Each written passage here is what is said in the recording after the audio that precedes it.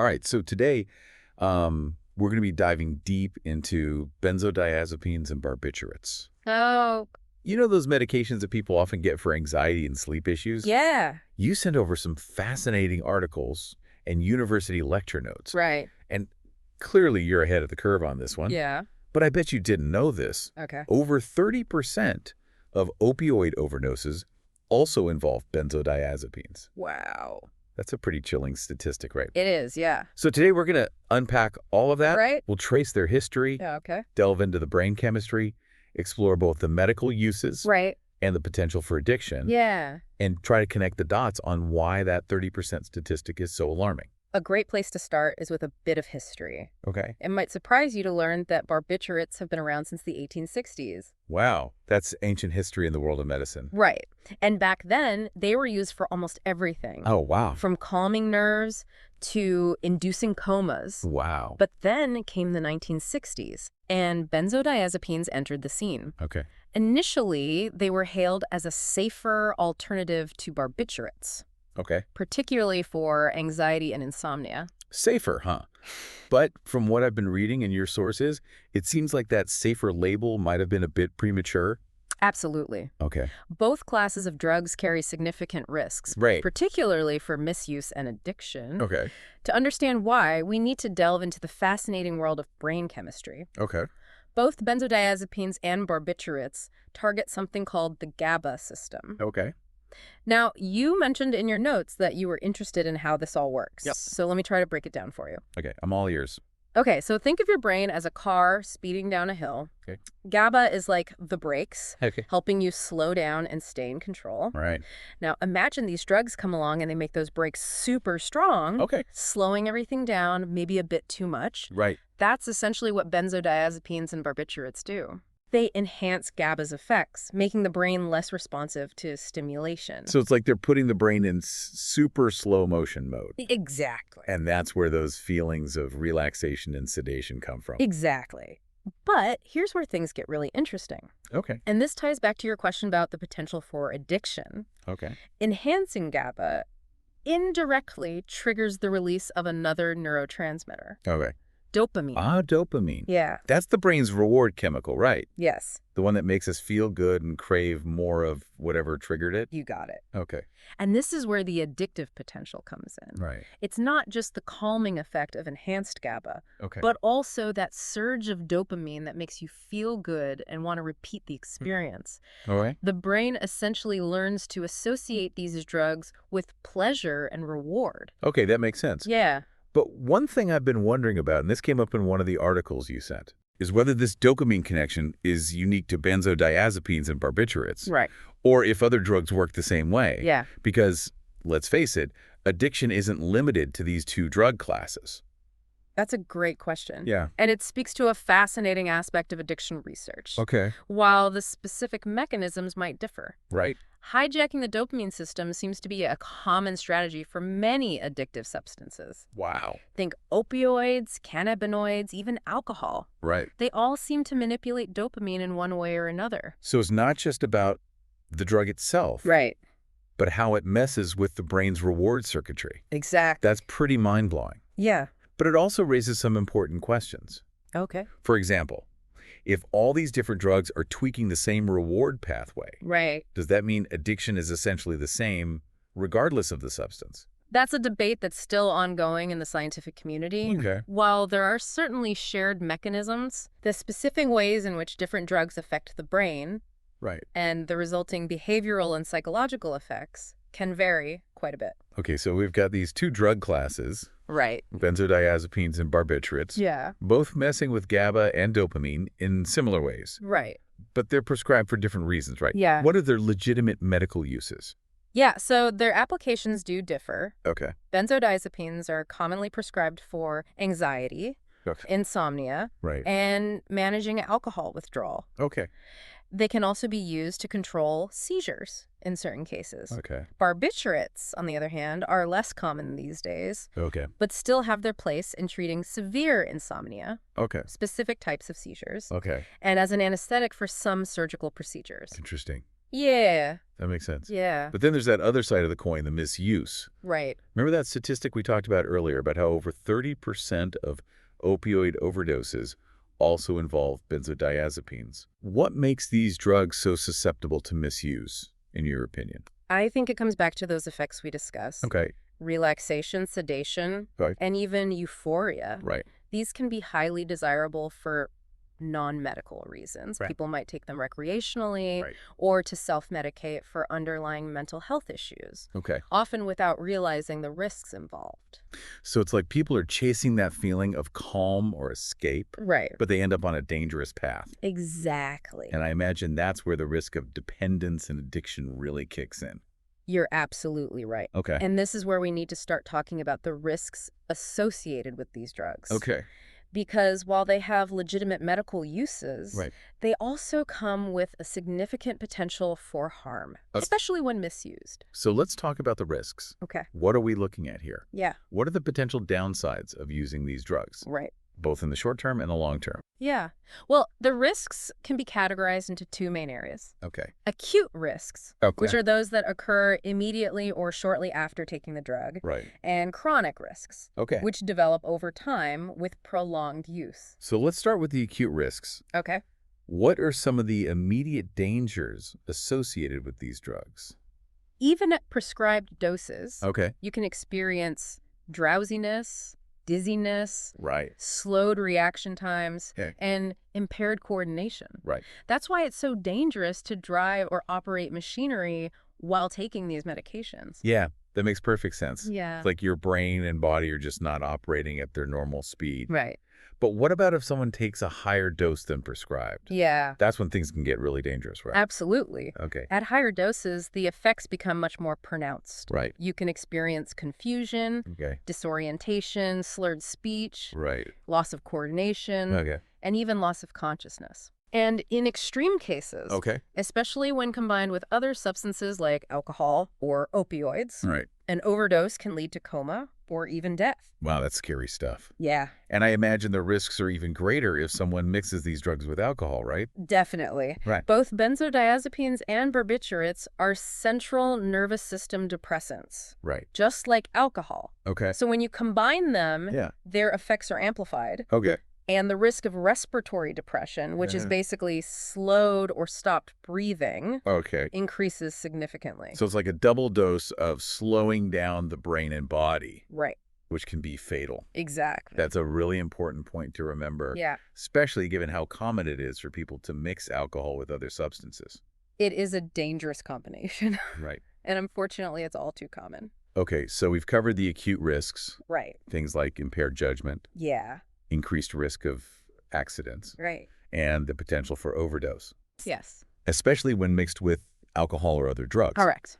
But what about the long-term effects? Yeah. You mentioned chronic risks. Right. What happens when someone uses these drugs regularly over an extended period? That's where we start to see the real damage. Okay. Chronic use can lead to tolerance, Okay. dependence, Okay. and very unpleasant withdrawal symptoms. Can you explain the difference between tolerance and dependence? Sure. I think those terms often get confused. Yeah, tolerance means you need to take increasingly higher doses of the drug Okay. to get the same effects you used to get at lower doses. Okay. It's like your body adapts to the drug Right. and needs more of it to produce the desired response. So you're constantly chasing that initial high, Right. but needing more and more of the drug to get there. Exactly. That sounds like a dangerous cycle. It is. Okay. And then there's dependence, Okay. which is a physical and psychological need for the drug. Okay. Your body and brain have become so accustomed to its presence Right. that they can't function properly without it. And that's when withdrawal symptoms kick in, right? Yes. I've heard those can be pretty brutal. Yeah, withdrawal from benzodiazepines and barbiturates can be incredibly unpleasant Right. and even dangerous. Wow. Common symptoms include anxiety, Okay. insomnia, Right. tremors, muscle cramps, Wow. sweating, nausea, vomiting, Okay. and in severe cases, seizures, Okay. hallucinations, and delirium. That sounds awful. Yeah. And is it true that withdrawal from these drugs can be life-threatening? Yes, unfortunately, that's true, Okay. especially with barbiturates. Okay. The rapid discontinuation of these drugs can lead to seizures, Right. and other complications that require medical intervention. Wow. That's why it's so important to never stop taking these medications abruptly Right. without medical supervision. So we've got tolerance, dependence, Right. and a potentially dangerous withdrawal process. Yes. But are there any other long-term health risks associated with chronic use?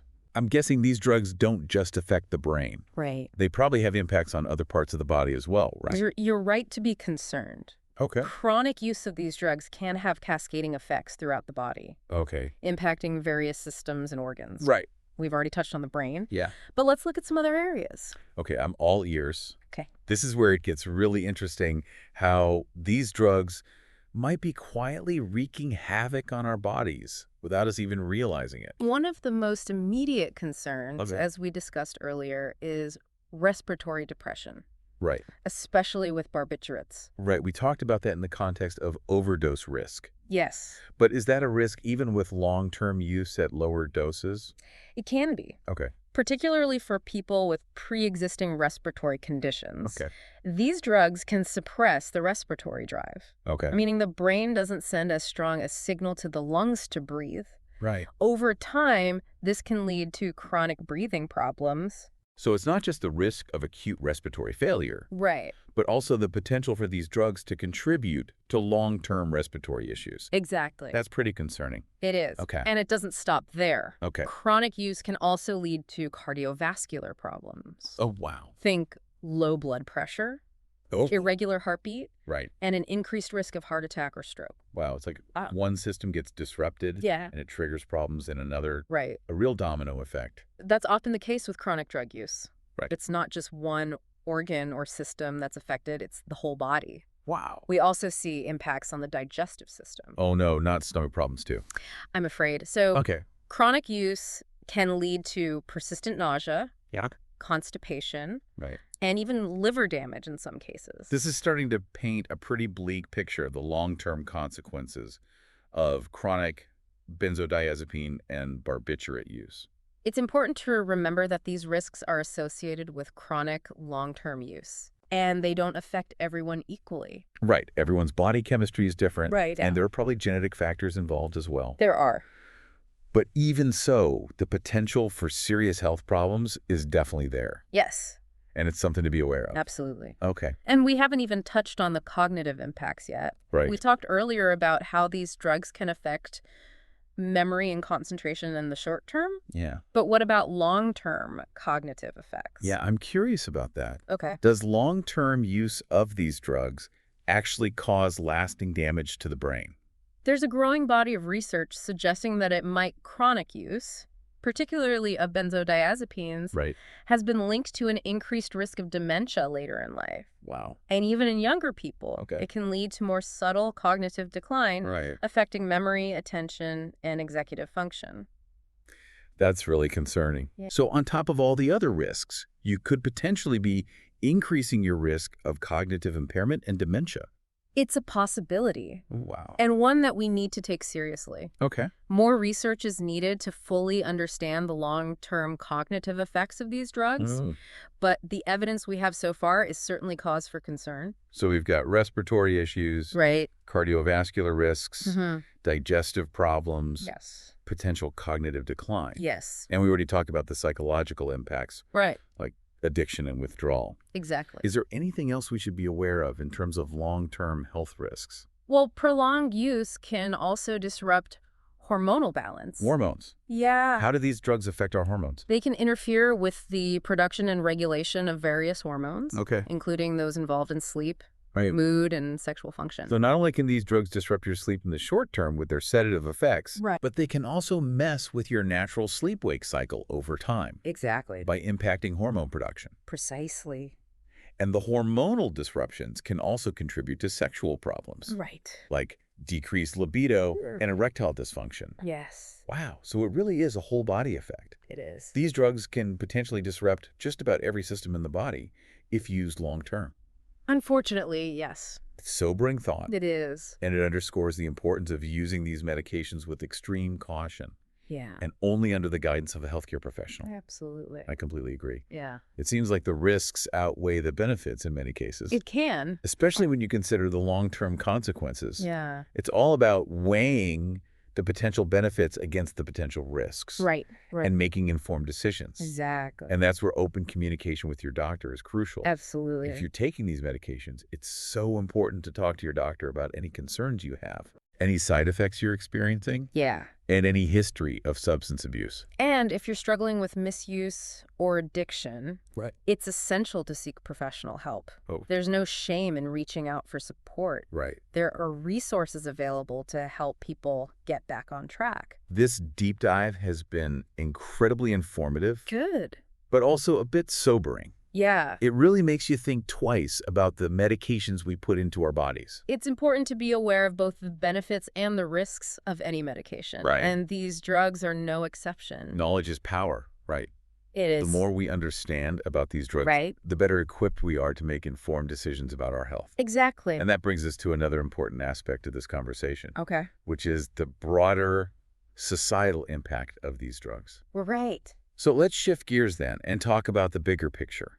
Okay. We've discussed the individual risks, Yes. but what about the impact on society as a whole? We've talked about the individual risks, but what about the bigger picture? We're living in a time where prescription drug misuse is a major public health crisis, and it seems like benzodiazepines and barbiturates are part of that story. You're absolutely right. The misuse of these drugs has been on the rise in recent years, and it's contributing to a growing number of overdoses and other health problems. That's really concerning. So what are some of the factors driving this trend? There are a few things at play. One is overprescribing of these medications. Overprescribing? Are you suggesting doctors are prescribing these drugs too readily? In some cases, yes, especially benzodiazepines. They're often prescribed for conditions that could be managed with other, less risky approaches. Like what kind of approaches? Well, for mild anxiety or insomnia, there are therapies like cognitive behavioral therapy or even lifestyle changes that can be effective. So it's crucial to explore all options before resorting to medication. I think that's a great takeaway. And another factor is the availability of these drugs on the black market. The black market, you mean people are buying these drugs illegally? Yeah. Unfortunately, yes. This is especially true for barbiturates, which are more tightly controlled than benzodiazepines. So it's not just overprescribing, but also access through illegal channels. Exactly. And then there's the issue of polydrug use. Polydrug use, I'm not familiar with that term. It's when people use multiple drugs simultaneously. Often it's the combination of benzodiazepines or barbiturates with other substances like alcohol or opioids that leads to the most severe consequences. That makes sense given the effects we talked about earlier, like those opioid overdoses we discussed. Exactly. The combined effects of these drugs can be extremely dangerous and even fatal. So we've got overprescribing, black market access, and polydrug use, all contributing to this growing problem. It paints a rather complex picture. It's definitely a multifaceted issue with no easy solutions. What can be done to address this? It feels overwhelming. There are strategies that can help. Promoting responsible prescribing practices is key. So educating doctors about the risks of these drugs and encouraging them to consider alternative treatments when possible. Precisely and equally important is raising public awareness about the dangers of misuse. Informing people about the risks, the potential for addiction, and the importance of using these drugs only as prescribed. Right. And we also need to ensure that people struggling with addiction have access to effective treatment. That means expanding access to therapies and support services. Absolutely. Tackling this crisis requires a multifaceted approach involving healthcare professionals, policymakers, and the public. It sounds like it takes a village. It truly does. We all have a role to play in mitigating the harms associated with these drugs. This deep dive has been eye-opening. We've learned so much about benzodiazepines and barbiturates, from their history and mechanisms to their potential for both benefit and harm. We've explored the factors fueling the current public health crisis and discussed potential solutions. This information is crucial for anyone taking these medications, considering taking them, or who knows someone who is. Knowing the risks and benefits empowers us to make informed decisions about our health and well-being. To wrap things up, I want to leave our listeners with this thought. We've focused on the negative aspects of these drugs, but it's important to acknowledge that they can be incredibly helpful when used appropriately. I agree. For many, these medications provide much-needed relief from anxiety, insomnia, and other debilitating conditions. The key is responsible use under the guidance of a healthcare professional and awareness of the potential risks. If you have concerns about your medication, don't hesitate to talk to your doctor. And if you're struggling with misuse or addiction, remember that help is available. Recovery is possible, and there are resources and support systems to guide you. Thank you for joining us on this deep dive into the world of benzodiazepines and barbiturates. It's been a pleasure sharing this information with you. Until next time, stay curious, stay informed, and stay safe.